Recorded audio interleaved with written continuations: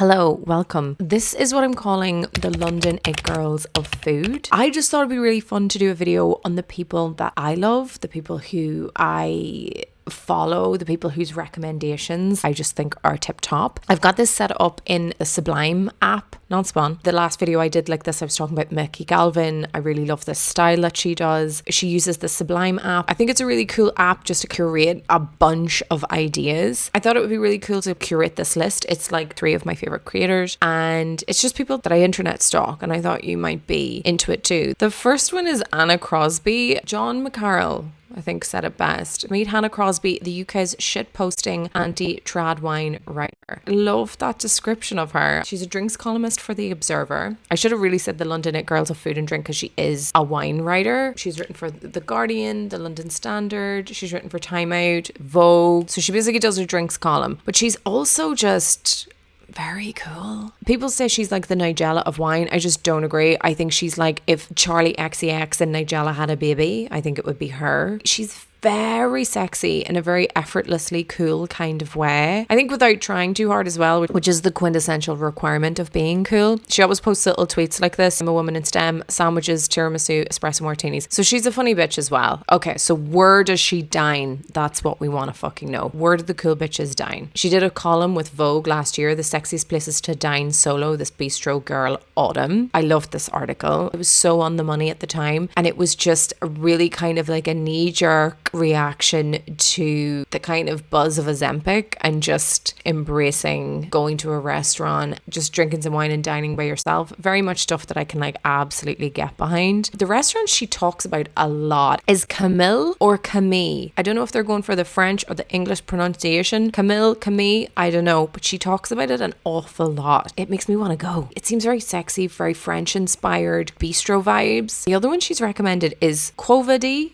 I think is how you pronounce that. Not entirely sure. This is a restaurant in Soho that I think used to be a brothel. There's oysters on the menu. I'm in, baby. Famous for its martinis as well. It used to be a brothel. It's in Soho. Sexy vibes.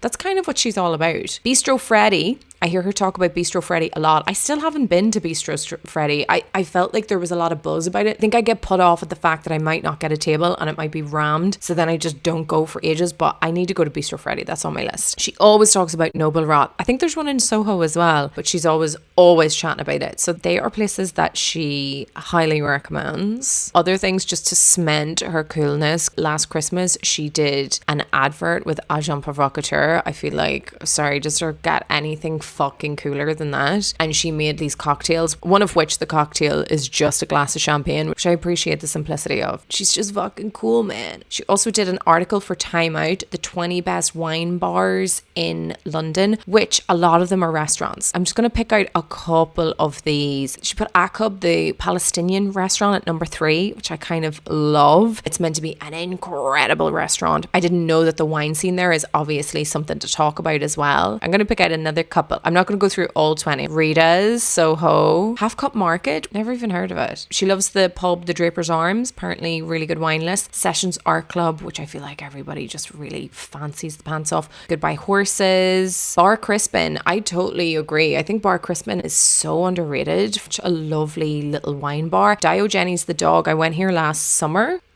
and had a glass of wine, and it was honestly delightful experience. Really, really cool place. And I also think they do wine tasting. She also has a wine book out, which is pretty cool. She's the resident wine person on Sunday brunch, so your dad probably fancies her. I also want to give a shout out to her TikTok. She does these green screeny videos on her TikTok, and she'll do like places to go in London for cocktails under a tenner, and she picks really cute date nighty spots. Love Hannah Crosbie. Cannot get enough of her. The next person that we're going to talk about is Kait Park. I feel like everybody knows Kait Park at this stage. She's really well known for her vlogs, but I really love her food recommendations. I feel like she gives food recommendations that are very specific, not too fancy, not too up their own ass, very affordable, tasty places. One of my favorite videos of hers is this, her favorite Asian places to go to in London. So she is from Toronto. She moved to London a few years ago, and it's just her kind of take on being overwhelmed by how bad Asian food is in London. I just thought it was really clever and really fun to do. And then she goes into some of her favorite Asian restaurants. The first one being Mazaigo in Angel. The second one that she recommends is Shan Impressions in Highbury. And I feel like these are all quite affordable places. There's nothing really fancy about them, but they just hit. The other one that she recommends is Biang Biang Noodles in Aldgate, which I've been to and is amazing. And the last one is Hai Cafe in Clapton. This is a Vietnamese restaurant. She did a 3-parter to this video,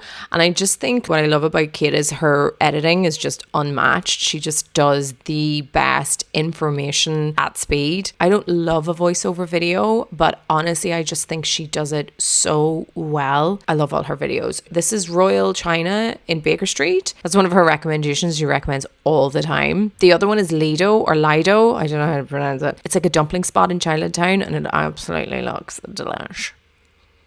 Other thing I love, she always goes to a random place that I've never heard of. She's going to Albers here in this video. Then all of a sudden after that, I'll just see a million videos on Albers. She goes first and then everybody else goes. And that's what I like about her. She always seems to kind of like get there first. Also, she's done a couple of trips to Paris, and I have saved every single place that she's gone because they looked so fucking good. Oh, she also did a trip. Hang on till I get her TikTok up. She also did like a really cool video. She went to, oh yeah, here we go. This trip to Seoul as well, which I was just obsessed with. It just seemed really cool. And she went with her family. I went to all these cool places. I love her travel stuff, and I love her London recommendations. She does do a lot of vlogs, so you have to sift through the information to like get the saves. Also, what I like about her is she's just very good at ads. She worked in marketing. I think she worked for Born Social. I think that you can really tell she knows what a brand wants, but also can create an ad that's not boring and just not fun for her audience. So I think that's a real skill, and I think she's very talented at that. Still something that I'm trying to figure out. And then our last person, which I feel like I'm absolutely gatekeeping her. She's my favorite food creator to follow. It's Yaroslava Malkova.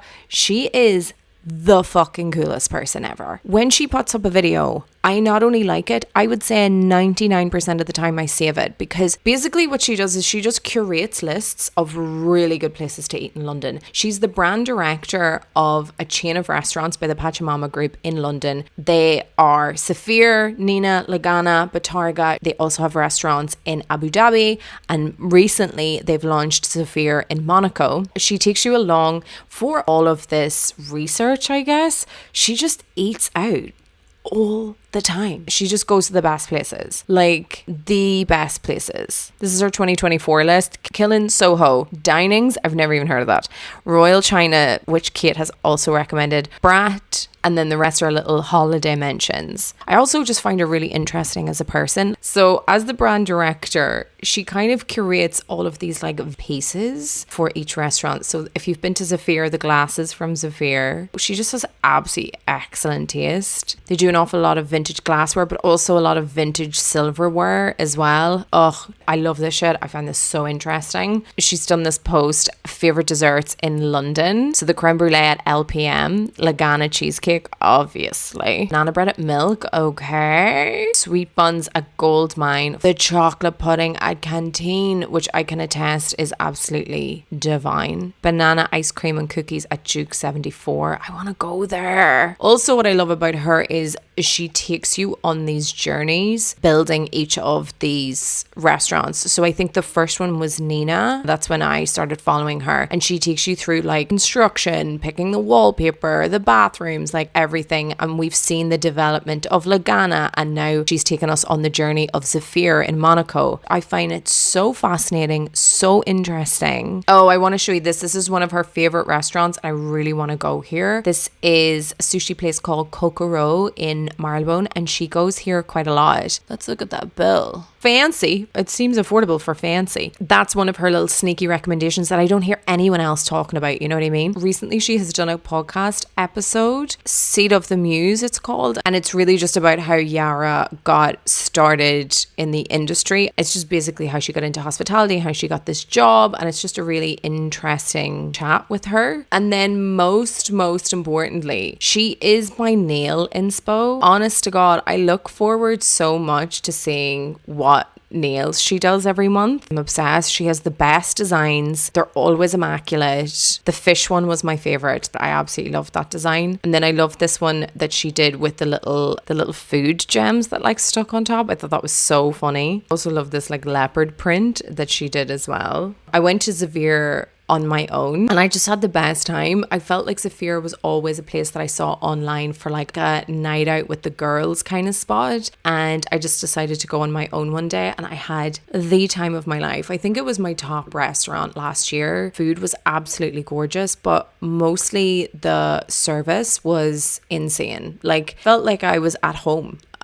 I felt so comfortable. I was made to feel so welcome. It was fantastic. It was really, really, really, really good. So I hope you enjoyed the It Girls of London food. Let me know if you want me to do another one of these. I just feel like there's so many people that I could talk about. There's so many people who inspire me. There's so many people who influence me every time I open my phone. And yeah, I could literally talk forever about this subject. So let me know if you want more of these. I hope you enjoyed and I hope you're inspired to try somewhere new in London or save somewhere for your next visit. And yeah, I'll see you in the next one.